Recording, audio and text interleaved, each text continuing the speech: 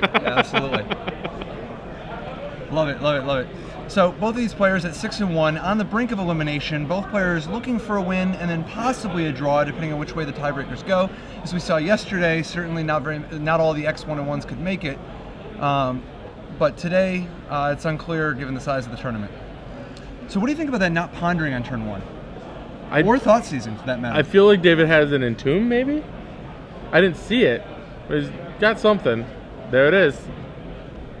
So what do you think about Entomb before Thoughtseize? It's definitely risky. I have no idea I don't know the full contents of David's hand, but if he has a reanimation spell, like say a 2-mana an Exhume or an Animate Dead, might as well go for thing, because otherwise it's like difficult to sequence your things in. And I think Justin's very well known for this Shardless Agent bug deck. He's very popular player around the Open Series, goes to a lot of them, does well, and almost always plays this Shardless Agent deck. Yeah, I guess he knows that he doesn't have very many counterspells. Right. Like, better to protect your Entomb, because if you get Thoughtseize next turn, you're going to look silly. Yes. Makes sense. My thing is if you Thoughtseize them and are forced to take their Thoughtseize, you're behind. That's not. You probably should be casting something else if you have the opportunity. So true. So he ponders, doesn't see anything he likes, decides to shuffle. Do you think we're going to see a Thoughtseize out of him now, or do you just hold it for the turn you're going to go off? Reanimate. I think I know David has a Careful Study, so I think we'll see one of those two. Okay, that makes sense. Careful Study, not super exciting here, because it's only draw 2, discard 2. He's not really looking to get rid of any cards, because he's already got his giant creature in the bin. However, he did just draw the second one, an Inkwell Leviathan. Which he just does not need. Does not need in his hand. And it looks like he's got a Griselbrand too. I see a Reanimate, I believe. Maybe I'm missing a card. A lot of these Graveborn cards are very similar looking. So it's a little tricky for these bug decks to interact with the Reanimator game 1, isn't it? Absolutely, especially because Justin did not have Deathrite Shaman, which is his absolute best weapon in the matchup. So these 2 Abrupt Decay is not going to do a lot. No, I'm pretty sure if you ask Justin, it's like, hey, you're playing against Reanimator, do you want to mulligan now? He's like, before you're done asking a question, Justin's mulliganing already. So do you think he takes Liliana here? Most likely.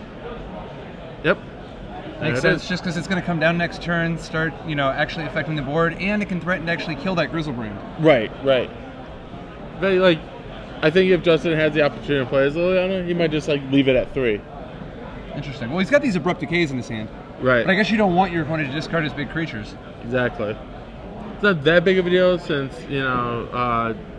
David already has one. Yeah, is that a Reanimate? So that is a Reanimate. The top deck Thoughtseize. It's going to snatch up this Reanimate that David was going to use to completely take over the game next turn. Well, but David's hand is still pretty strong for not having a backup. Yeah. It has both Careful Study and Brainstorm to help him dig towards that. Yeah, I mean... And with Justin's hand being basically, Animate Dead from... So we're just going to see Animate Dead on Jace, right? Or not Jace, on Griselbrand? Thing is, you can Abrupt Decay, Animate Dead. Oh, you still get the 7, you still get to draw I think so. Yeah, you still get to draw a lot of cards. Or no, I don't know if it's triggered. In response to the trigger? I believe so. Uh-oh. That's interesting. Well. We're about to find out. Oh, we got a reader! Yeah, well... Wow. Figuring out if... I guess Abrupt Decay has some applications now, doesn't it? Right, okay, so if you want a mountain of text, there's the Oracle text of Animate Dead. It is when a it trigger. enters the battlefield, if it's on the battlefield. Classic Magic templating at its finest. Yes, Animate Dead, not really designed for the modern game. Yeah, it originally, I think, was an alpha? Yeah, it was Animate Dead's an alpha. But dude, I don't even know. When you start talking crazy stuff like, when I'm talking about this, if I'm talking about this, then I'm talking about... Oh, come on. Wait a minute. That's just silly. But either way, the rules are the rules, and I think from reading it that if you Abrupt Decay the Animate Dead in response, you get nothing. Yes. It's like Willy Wonka. You get nothing. You lose. So Yeah. our pauses right now is Justin is asking the judge. Absolutely. His I think he's gonna his come spider back a happy senses tingled, Yeah. and he's figuring out. And I'm pretty sure, reading the card, because this is the the Oracle wording. If you get like a revised one, Animate Dead, that won't have your correct wording on it.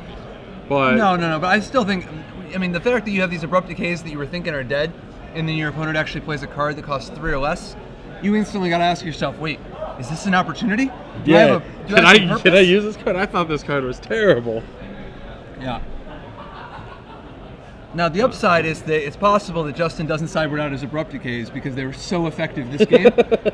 But Wouldn't imagine. I still think it's. I believe Animate Dead. If we look at David's list, Animate Dead's literally the only card. now you might sideboard in a Pithing Needle, maybe? Okay, yeah. that a Pithing possibility? Needle is very effective against Deathway Shaman. Yeah. And the primary reason Reanimator decks have Pithing Needle. So it looks like Justin's sitting back down.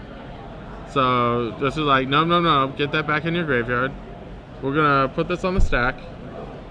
And it looks like Justin's going to abrupt decay it, but Yeah, I think like maybe this is one of those spots where you just take a chance and hope he doesn't know the interaction. But in general, it probably would have been a better play to careful study and then brainstorm, depending on what he careful studies into. but because Like why David turn thought seized Justin, and knows the abrupt decays are there. right? And Yep. it's so what Why if turn him David on? doesn't know that interaction? What if David like goes and calls the judge away? So Yeah, this I think is- the jig would be up. I think Justin would want to know, would start Yeah, asking some questions. Right. So if you look at David's deck list, this Animate Dead here, it's the only one. Single So- copy. Beyond that, you're abrupt decaying lotus petals at best. So the reanimation spells of choice for David are Reanimate, which costs 1, Yep. is the best, and Exhume. Which costs 2 but can't be targeted. Obviously, it's a spell. I guess you can force a will. Abrupt decay finds purpose this game, though. Yeah, and since 8 reanimation spells isn't enough, Animate Dead comes in as the 9th best reanimation spell. Makes sense. All right, Justin, hoping to draw land. Does Draws not, a but at least he has a Thoughtseize. thought seize, so he can keep it going. What do you think? Does he take the careful study or the brainstorm? The Brainstorm is much better for David here. Particularly since he can put a couple cards back and then shuffle them away with like a fetch land. If And he he ends draw, up he with a doesn't card. have one, and he has an Entomb already, so that's a guaranteed shuffle. So Okay, sure. Yeah, so brainstorm just looks at 3 cards, whereas careful study only looks at 2. right. Was there not a card discarded? Yeah, I don't believe David discarded a card. Thoughtseize missed. Are you allowed to miss with Thoughtseize? That doesn't even seem like a trigger. Feels like you can't miss with Thoughtseize, but I'm sure we're going to find out soon enough. I mean, we see that. I'm sure this can be backed up so that David can discard the brainstorm. And Because I don't think you can just Thoughtseize and miss. That's not even a legal yeah, play. but- looks like the judges. That's exactly what. So, a lot of shortcutters just like say. Justin would say, "I want brainstorm," and David just like forgets to do it. It's possible, yeah. I mean, it may also have just been that Justin was so busy writing down the hand that forgot to mention anything. Right, and that's one thing that we don't. Either way, Griselbrand coming into play this turn is going to make it all moot. Right, I don't think whether or not David gets a brainstorm is the biggest of Justin's concerns here, but for the sake of accuracy. Yeah, we are nothing if not men of accuracy. All right, so the table judge right now has gone to ask the head judge on how to proceed with this situation. Makes sense. Head judge for this event, one of my favorite local judges, Min Vu, is he's a local Cincinnati guy. He's the guy I go to for all my judge related questions. He's a good guy and definitely definitely one of the better judges around. So what do you think? Is there any realistic chance of Justin winning? I mean, how often does Reanimator quote-unquote fizzle when they have a Griselbrand? So he gets 2 activations. So because he has 18 life. So that means 2 activations of Griselbrand. Between 4 forces and 3 dazes, I don't think the Jace in Justin's hand's going to do much. Now, if he does actually whiff on any permission, if Justin draws a land, he can go Jace, bounce Griselbrand, and then over the next 2 turns, attack with Creeping Tar Pit twice. For the win. Maybe. Well, I know one thing. He definitely can't Thoughtseize the Exhume. Yes. Let's hope. Is he So he's discarding a putting card a- at random? I hope it's not the Exhume. The Exhume wasn't even in his hand. Is he putting a random card back on top? It was... Wait, what? Wait. All right. Well, I guess that's the... Wow. Oh my god, if this somehow hits... This is not realistic. Yeah. This Is not a insane. good fix. Like... Alright, well, let's see what happens. Let's see how they play it out, because I sure hope that...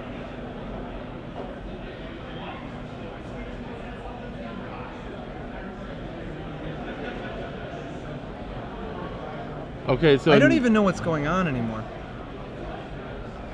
Or sometime where Brainstorm is being cast, but from the looks of it, there's still nothing in the graveyard from Thoughtseize. I believe what it is. The thing is that Thoughtseize they backed up to the last point, so to David's main phase somehow. So David's now casting Brainstorm in the middle of his main phase because there's a Thoughtseize on the stack, and the random... Maybe this is during the upkeep. And the random discard is being put on the stack during his own turn where he somehow now has mana that he didn't have before? I don't know. Yeah. And now Exhume's being cast. So maybe somehow... I guess he cast Brainstorm, they let him untap his land? Because he definitely didn't have any land untapped. I don't know. Here comes- The integrity of this event is quite silly. Either way, it doesn't matter. I mean, Griselbrand's in play. Now we're going to see, in response, a whole bunch of drawing. Dude, this is Legacy. Who the hell knows? Yeah, crazy cards from... We saw a card from Alpha in play.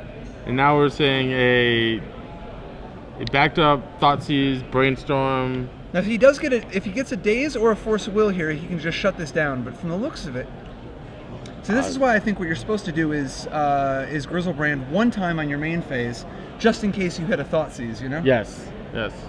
Looks like he's going to go for a Brainstorm here. Weird. I would have thought you Griselbrand one more time first, but maybe not. I guess you want to just see what you have so that you can keep enough life so that Creeping Tar Pit doesn't put so much pressure on you. One thing that David could do is simply let the Jace happen. Yeah. Not ideal, Right.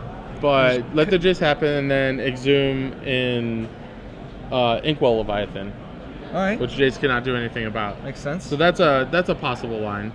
It's also possible that both players are just rattled by the bizarre Turn of events here. Yeah. So if David's plan was to draw 7, I believe he should have just draw 14. He should have just drawn 14 first, then brainstormed. That lets him see 17 cards, and now he's only seeing 15 cards. But he does find a Force of Will. So life is good in Reanimator land. Just card Ponder. So that was pretty much the shot that Justin had, the 15 card brick on 7 cards of Force of Will and Daze. Griselbrand gets in there for 7. Are we going to see another reanimation spell of some sort? Like maybe an Exhume on that Leviathan? Or Yeah, is the Leviathan still in his hand? Might need to careful study first. Makes sense.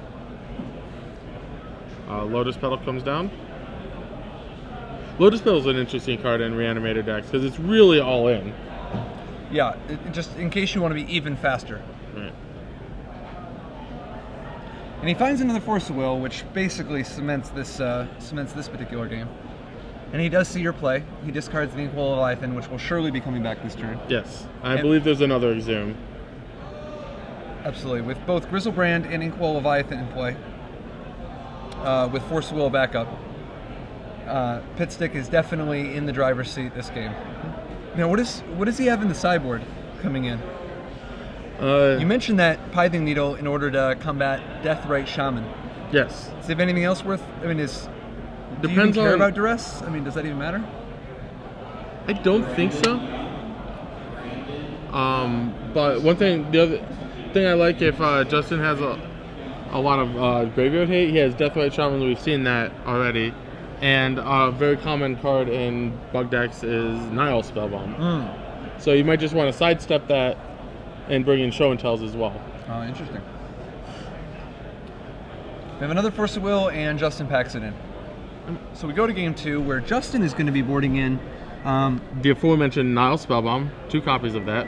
Absolutely. And then go ahead. 2 copies of Thoughtseize. Makes sense. And 2 copies of Flusterstorm. Sure. For fighting these cheap, like, Thoughtseize, Brainstorm battles. Or even the just turn 1 Entomb. Yeah. Yeah, Entomb. All the reanimation spells are spells that you can Flusterstorm. So do you actually want that 4th Hymn to Turok? I guess it's actually only a 3rd Hymn to Turok. Right. A Hymn to Turok is a double-edged sword. Sometimes you just do their work for them. David's playing Careful Study. He wants to discard cards. Well, if you're just going to make him discard random cards, sometimes you could hit the target. Is there any chance you discard, or is there any chance he boards in more Liliana the Veils? I mean, obviously the discard ability is not very good, but Liliana the Veil, you would think it's bad because it has the +1 that but the ability to kill creatures. Yes, just simply leaving it on 3 loyalty and making it a 3-mana allocated. All right, so just to update you on the ruling in that game. So basically, both players got a game rule violation, and then they backed up to the point where the Thoughtseize was cast correctly, and then resolved it. However, one thing I still don't get is how did David get to untap his mana and cast his Brainstorm? I don't know. This is probably one of those things that's best left. Who knows? This is sometimes Progenitus ends up in play when it's not supposed to, and that the only way you move forward is you just make the best of the game the way that it is, Like, it's like one of those things where it's like, how did your Progenitus end up in the graveyard? Well, I guess, I don't know, maybe there was a humility in play before when it died, Right. But more often than not, like, I've seen Animate Dead on Emrakul before. Yeah. And, like, that could theoretically happen, but not a realistic scenario. It's usually just people forgetting to shuffle. Yeah, not very often is Emrakul in the graveyard long enough for a sorcery speed spell like Animate Dead to hit it. But I wonder, you never know, there's Stifle. Stifle's a thing, right? Yeah. Oh, yeah. And people actually play Stifle. Mm-hmm. I guess the nice thing, though, is that the match ended the way that it should have. Yes. Right? So That's can't the ask for important too thing. much more than that. Yeah. It would have been quite unfortunate if, like, if everything worked correctly, David would end up with Griselbrand in play. And thankfully, David did end up with a Griselbrand in play. How we arrived there is like, do you even want to know how the sausage is made? Not really. All right. It's gross. So going into game 2, Justin's going to be on the play. He really needs one of those Deathrite Shamans, doesn't he? Yes, Deathrite Shaman absolutely is best card. Or the Spellbomb. Deathrite Shaman, Spellbomb. Although Deathrite Shaman's a lot better, right? Just because of its ability to be threatening it all the time? Yes. Nile Spellbomb's free once it's in play. That's true. If need be. You can pay a black and draw a card when you sacrifice it, but you don't have to. I wouldn't be picky if I were Justin.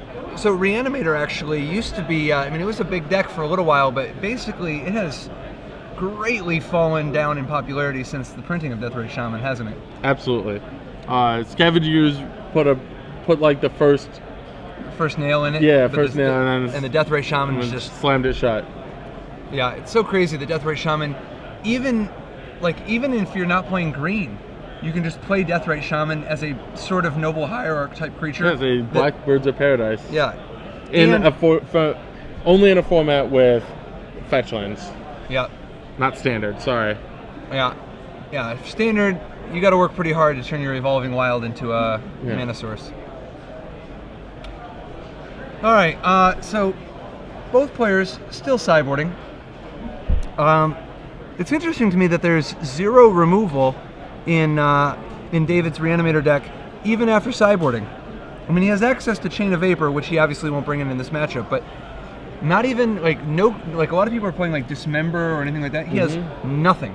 I think that's a correct call. If you're going to play a combo deck that's so focused or whatever, random removal spells in your combo decks is one of the worst things.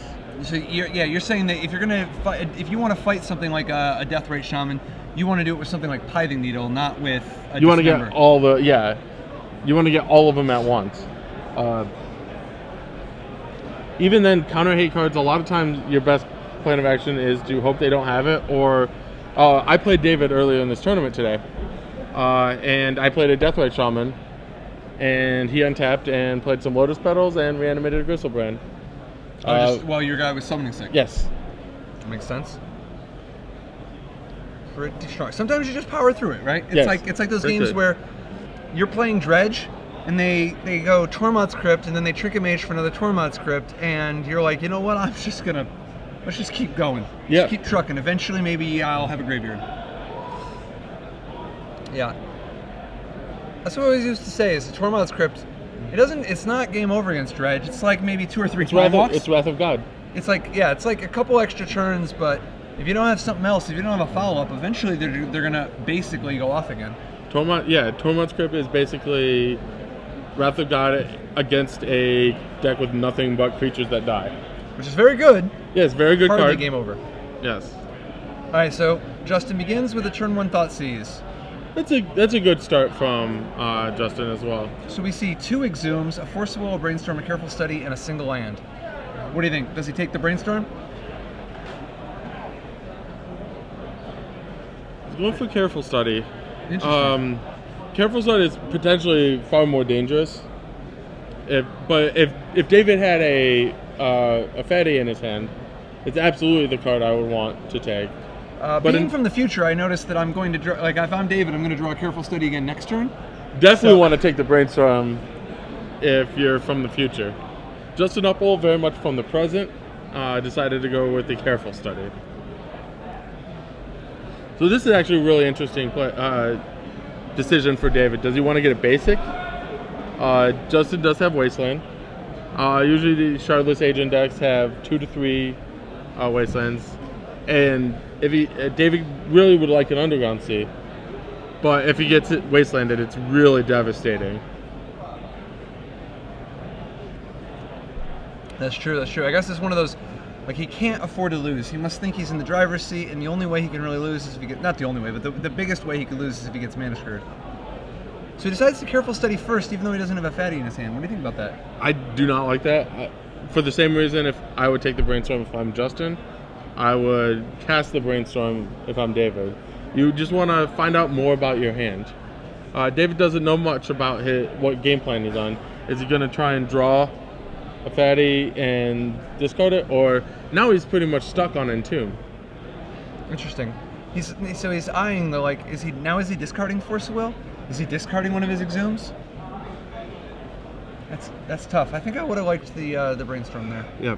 He also drew Show and Tell, which is basically 2 of your things. If he can draw a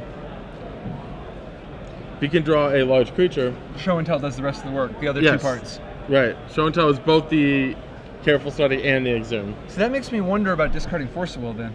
Absolutely, yeah. But it's unfortunate to have to be stuck making that decision this early on before you know what you're trying to do. Right. Another thing is, like, Brainstorm doesn't commit you one way or the other. Yeah. So Justin gets to choose 2 to shuffle away thanks to the awesome power of Brainstorm Fetchland. Times like this, I really miss being able to cast Brainstorm in Flash. That's what I really enjoyed that, like being able to play Flash, particularly in Vintage. Flash used Brainstorm probably better than any other deck I've ever seen. There's been some pretty good Brainstorm decks throughout the years. I think every deck feels like they have the best Brainstorms because they're all so awesome.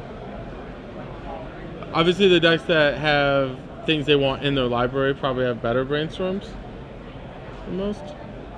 So here's that Deathrite Shaman we were talking about. This puts a lot of pressure on David. Yeah. This basically means that at this point, he really does need to do that show and tell plan, right? Yep.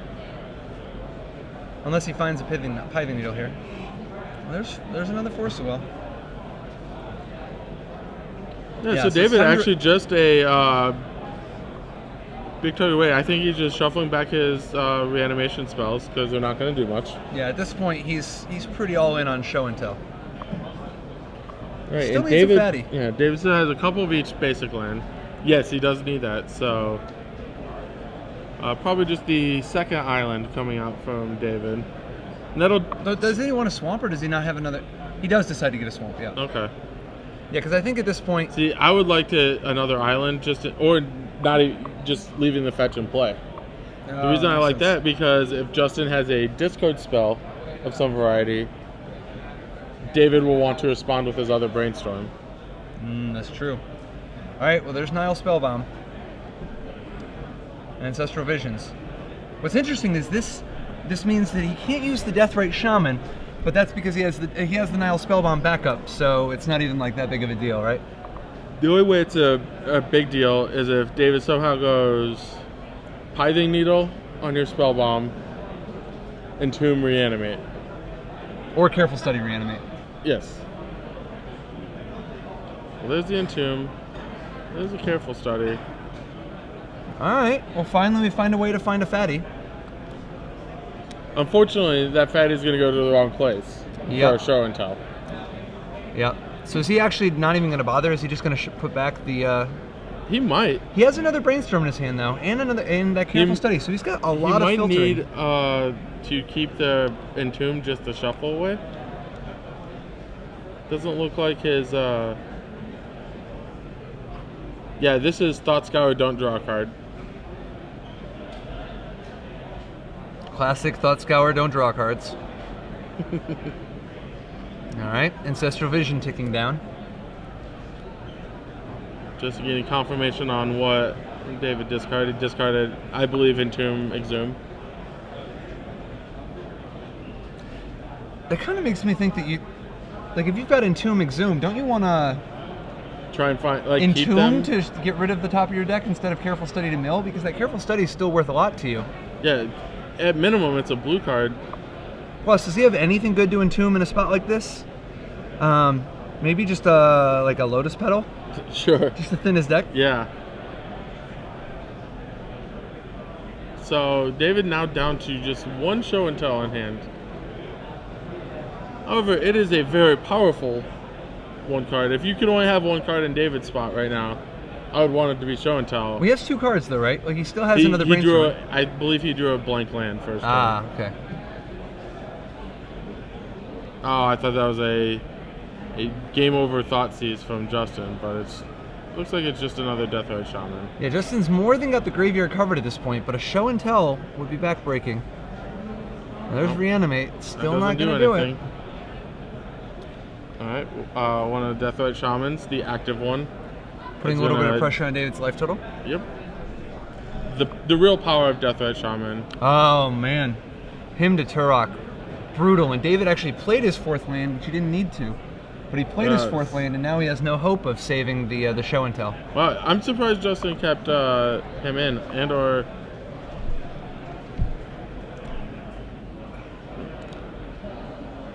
Ponder, and we have another show and tell. Well, you can draw that, and there's shuffle away the rest. Yep. Still no fatties yet. Yeah, there's only 7 of them, and who knows how many David cited out. Elish Norn would look pretty darn good right now. Yeah, Elish Norn is typically one of, other than Griselbrand, the strongest one to actually. It's the second one you put into play. Makes sense. Griselbrand doesn't kill anybody by itself, but it's going to draw you a bunch of cards, and the second one will probably get them. Yeah, he's even got the fourth Griselbrand in the sideboard if he decides that he actually just wants to move around the fatties a little bit, like change which one he uses. Or alternatively, when he's bringing in show and tell, he just wants more of them. Mm-hmm.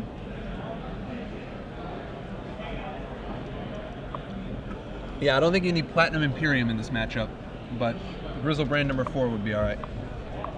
So, we're going to see Ancestral Visions. Not a huge... I mean, Not as backbreaking in this matchup as it would be in a lot of matchups because Justin has so many cards that aren't really relevant right now. Right. This But is not still a good card. This is not an attrition matchup. This is David trying to find something that invalidates Justin's whole deck, basically. And that putting a giant creature into play. It's pretty much better than anything Justin can come up with, and it's on Justin to stop David from assembling that, and that's probably one of the better ways to do it. Jace the Mind Sculptor. Somebody told me that it's better than all. And they were correct. I don't know about this whole looking at the top of your deck when I know that you just brainstormed and have a fetch land. Yeah, I would if Justin's looking to just plus the loyalty, which I'm not even sure that's true. I like the Scry. And you know what? I would just brainstorm this first time. Yeah, I agree with you. 2 loyalty is not important for Justin. Like Jace is under no pressure from being attacked. Yeah. But either way, Justin in a real good spot. 2 Deathrite Shamans. Yeah, absolutely. Nile Spellbomb, Jace the Mind Sculptor.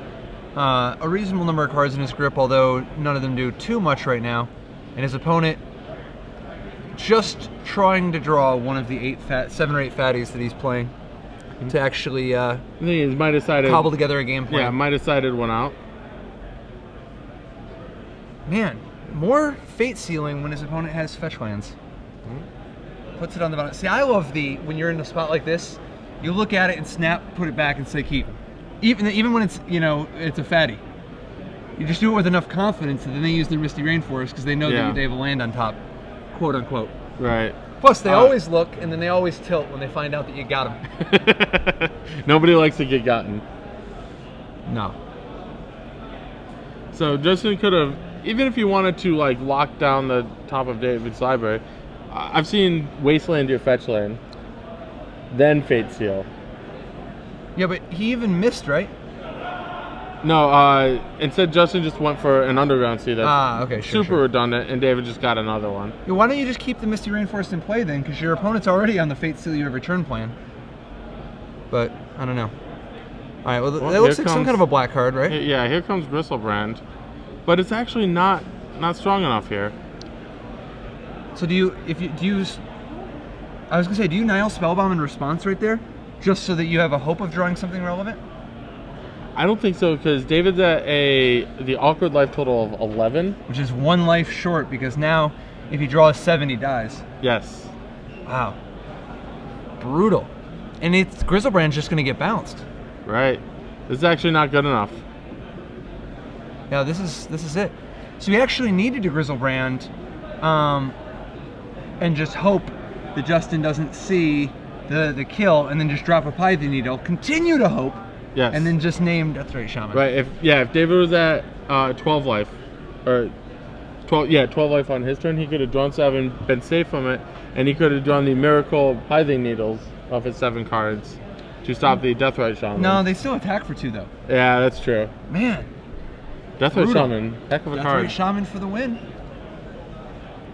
All right, well that's going to tie it up 1-1, forcing a game 3 in this epic struggle. Despite how, here we see some peculiar legend rule use. Not often does somebody play a Jace that's much smaller than the Jace in play and then get rid of their old Jace, but he just wanted 2 activations. Doesn't care about the loyalty. David packs his cards in, we're going to game 3. Yeah, and even though one of these players is playing Griselbrand and the other one's playing Cascade, that was some of the realest Magic I've seen all day. Particularly considering we were watching When Keeping It Real Goes Wrong earlier when Jerry was playing.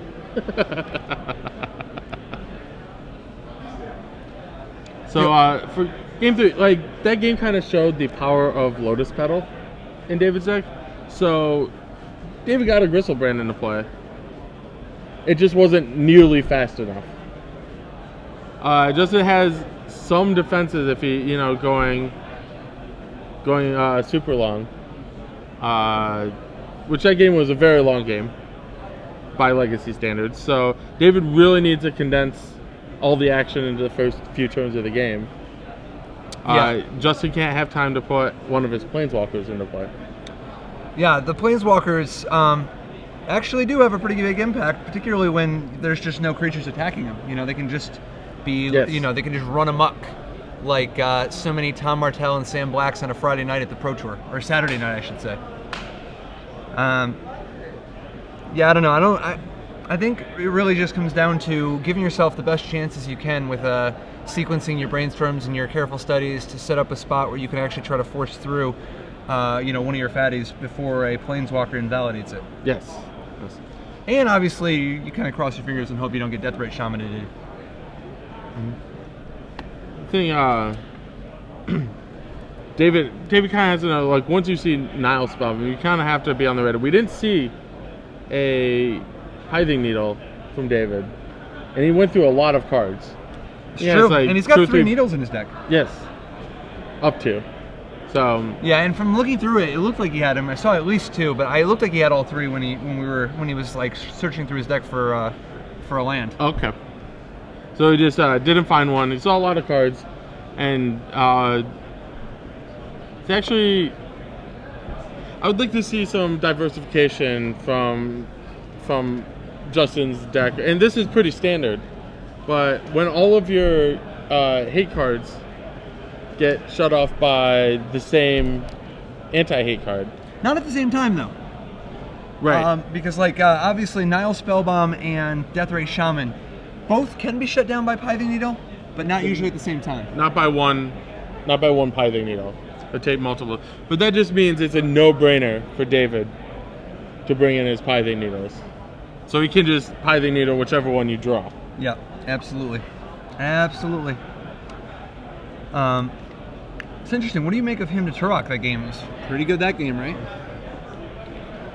Yeah, very excellent. If Justin could get David down to, you know, just the 1 or 2 cards, and can basically pick apart his hand with, like, say, Thoughtseize, it's very good. Yeah. Plus, him to Turok does get much better when you have both Deathray Shaman and Nile Spellbomb to put pressure on the graveyard. Yes, that's also true. Now, yeah, him to Trock is historically one of the absolute best cards against Show and Tell. Yeah.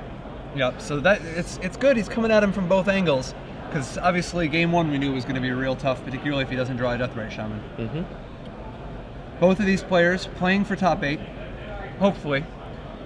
Most likely, there's a good chance that the winner can draw in. The winner may have to try to win an in, but the loser is certainly eliminated. Mm-hmm. Yep. The second loss gets you every time. Yeah, that's what I mean. There's an old saying: the second loss is the deepest. The first cut is the deepest. The second loss also the deepest. Yeah. So the second cut or the first loss? Yeah, not as maybe deep. The first cut is the deepest, but the second cut is the most painful. Yes. I believe it.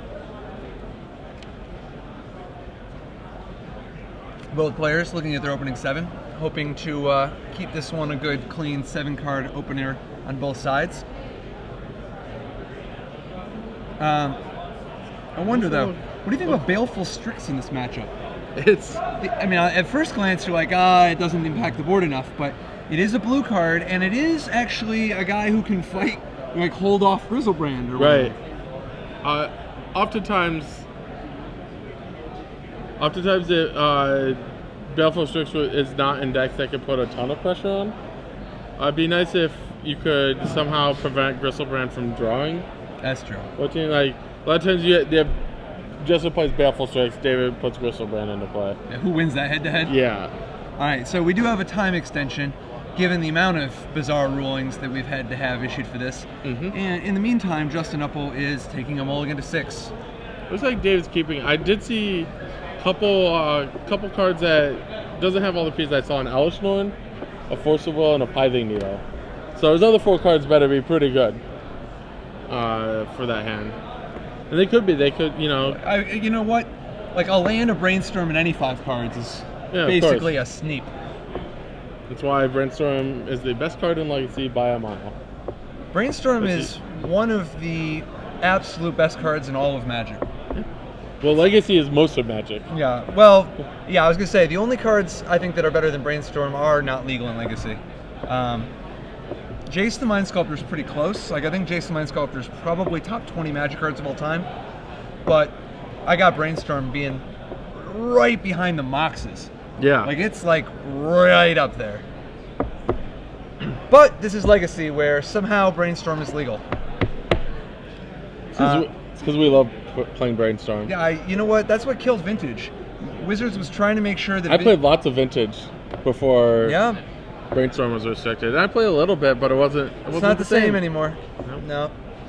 Legacy is basically a vassal for people to experience Brainstorm, which is the purest form of blue magic.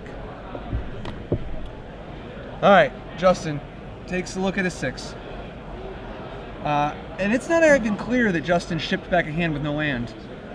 But this one was fast enough. That surely had no land.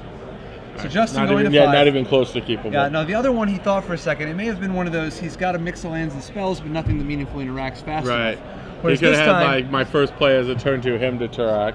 this one, he looks at his hand and instantly shovels it back. Yeah. Now, the good news for him is that there are a lot of 5-card hands he can draw that win. What if he has Deathrite Shaman, land, Force of Will, blue card, Brainstorm or something, you know? Or what if he has Thoughtseize, Deathrite Shaman, a land, and any 2? All right, so Justin takes a look at his hand, keeps his 5. Oh, it's a mold of 4. Uh-oh. Yeah, he mulled the 5 so fast that we got down to 4. But Justin has Ancestral Recall. So at the very least... Not yet. Yeah, in time. He's got one on layaway. But David actually has a Force of Will. Yeah, it's 2 Force of Will. Yeah, a Force of Will, which can pitch a Force of Will in 4 turns when we eventually take this Ancestral Vision out of the oven. Justin untapping extremely quickly, willing himself to get to turn 5 as fast as possible. All right, here comes Wasteland. Wasteland in the red zone. Goes straight for that Underground Sea's throat. Can we call the black zone on the Open Series? Absolutely. Absolutely. If you're colorblind, because it's actually red. No, I'm just kidding. It's not. You don't have to worry. You scared me. I was going to go see my eye doctor tomorrow. You know who's colorblind? Brian Kibler. Wow. Yeah, Brian Kibler's colorblind. Michael Jacob, too. I knew that. Yeah, a lot of boys. A lot of the boys. All right, so Thoughtseize goes after... Apparently, colorblindness does not prevent you from being a fantastic Magic player. No, it does not. All right, so Justin, Thoughtseize is David. What's he going to take? I mean, first of all, do you think there's any chance the Force of Will counter the Thoughtseize? Probably not, right? I can't imagine. Although he could... What would he be protecting? The Pithing Needle, I guess. I don't know. Yeah, the Pithing... You probably just let him have it, right? Yeah, and that looks like to be the case. David Pitstick, big fan of the fatties. I recommend not taking Griselbrand in this position. Excellent. Oh, he almost did, but he actually hit the reanimate, so. He was just 1 card away. A single card away. Right, so, I believe David drew a land to replace his previously fallen Underground Sea. Now, if you're David, you Force of Will that Vision's here, right? Absolutely. Justin has so few cards. He started on 4. I mean, it's a minor miracle. David kept a fairly slow hand that couldn't actually reanimate something. Yep. So very little has actually happened this game. Now Justin's going to get a Liliana of the Veil, right? All right. This is happening, but it needs to stay in play. And does it need to stay at 3? I was going to say, he ticks up. Wow. He has no fear. None. No. Let's get this going. All right, well, now there's creatures in the graveyard. Everything's on now. All right. It's a party. It just got real. Lotus petals, nothing still. Now, do you think you Pithing Needle the Liliana here? Absolutely. I mean, Liliana already gave you what you wanted, right? Right. If you have Pithing Needle on Liliana of the Veil, and you put Inkwell Leviathan into play against nothing, against an empty middle board, Justin has no outs. Wow, so David's literally just a reanimation spell away from winning this game. Yeah, but aren't we all? You know, just one reanimation spell away from winning the game. I'm usually a discard outlet and a large creature away as well, but I'm not often a reanimation player. Makes sense. Pithing Needle. Burning a hole in David's pocket. Leaping into play, like so many Garuks, with the ferocity, the likes of which have rarely been seen in Legacy. I don't David think it's not happy about it. I don't think it's Jumps jumping back out. into his hand, He's back like, into his pocket. Hey, Sows the hole that it had burned. I wonder if Justin will tick it up again. Yeah, Maybe I could discard some more of these cards. and he does. Yeah, sure.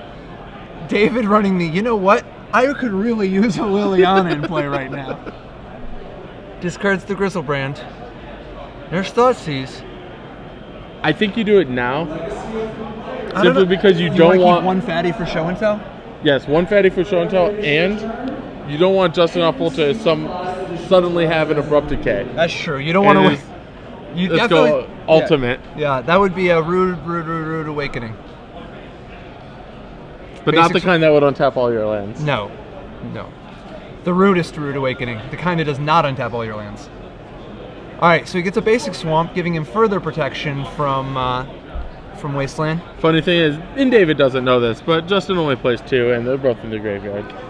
Yep. But better safe than sorry. Absolutely. So there's that Thoughtseize. And he takes the Force of Will. Next up, ships the turn again.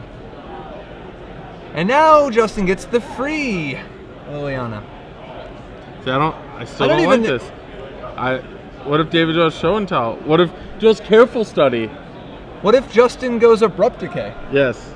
Well, to be fair, it's only Stone Rain ultimate right now. Yeah, I guess. All right. Well, now's the time for Pithing Needle. Right, but it's been ticking up this whole time. Yes. It wouldn't need to. If David didn't let Justin, like, I like keeping one large creature for show and tell. And here we see Careful Study. Is he think going to you keep the discard island? two mana? He keeps an island and discards Lotus Petal and Griselbrand. Keeps the island in his hand. I believe he could have played that if he wanted to, and I would have. I don't want to get him to Turok or anything along those lines. And Tomb, we already got those. Yeah, ships the turn. We're going to see an Ancestral Visions. So, all right, deck thinning. Do you deck thin here, or do you No. save Entomb for Brainstorm, or I possibly think deck discard? thinning is one of the most overrated parts, misunderstood parts of Magic. The actual deck thinning, well, non-zero, it's not worth a card. That could be a card you put back to Brainstorm. That could be a shuffle effect. Is he choosing to fail to find? Sure. He fails to find, doesn't even bother thinning. Yeah. Why would you? Yeah. Don't you take the Lotus Petal? Sure. Take something you don't want to draw, whatever that ends up. So we have the old Entomb, take a look, then fail to find without knowing the top of your library. But either way, sometimes, you know what? Sometimes it's better to just swallow your pride than to make a mistake. You know what I mean? And he draws. Also, reanimate. That's one for the scoreboard. Did he even cut? Yeah. This was shuffled. Definitely a very fortunate reanimate off the top after the shuffle. We've got Inkwell Leviathan coming down, giving Justin very little time to draw an abrupt So decay. this is a scenario we're talking about. If I don't think Justin has an out in his deck. Abrupt decay. Right. Probably those are probably residing in the sideboard right now. But nonetheless, Ponder will.